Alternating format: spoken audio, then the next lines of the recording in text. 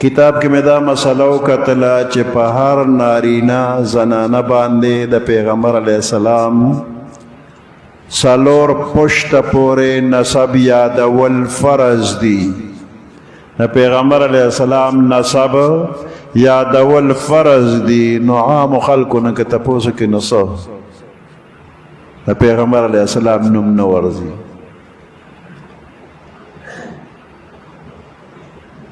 نو زمونږ د پیغمبر علیه السلام څه نوم دی؟ محمد صلی الله علیه وسلم. دا یادول فرض دی. د پیغمبر علیه السلام د پلار څه نوم دی؟ عبدالله. د پیغمبر علیه السلام د نیکه څه نوم دی؟ عبدالمطلب. د عبدالمطلب د پلار څه نوم دی؟ هاشم. او د هاشم د پلار څه نوم دی؟ عبد مناف.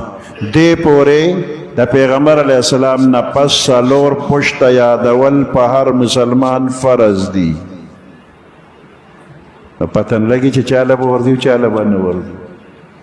نو نن دا یادول پکار دي.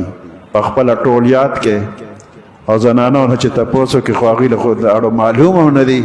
نو خپل کور کې اول زود کې په خپل کور کې واړه لوی نارینا زنانا دی ټولو سره دا یاد کې نن او به هر کم چا سره تعلق وي نه هغوی تم دا ووایه نو ستاسو هم ثواب کېږي. یو فرض مسله م چاته وښوله او د یوې مسلې ثواب د 100 رکعته نفلو نه ډېر دی.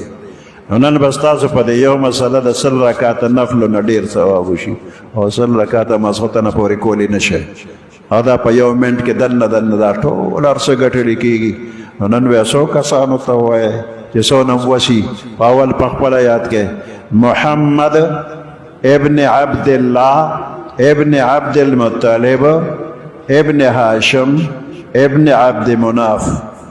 یو پیغمبر علیه السلام او پسې څلور پلار او درې نیکونه به یاد کې کور به م ووایه نورو ته به م ووایه او اکثر خلک د دې نه خبره دي.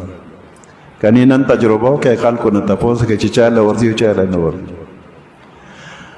نو عالمانو ته خو به معلوم وي خو چاته تپوس نه دی کړی چې ما ته ووایه او چې تاسو نه وایئ نو هغوی وایي دوی پوهېږي نو ولې ورته ووایو خبر دي. نو دواړه طرفه په تیاره کې عالمان هم تیاره کې پاتې شو عوام هم تیاره کې پاتې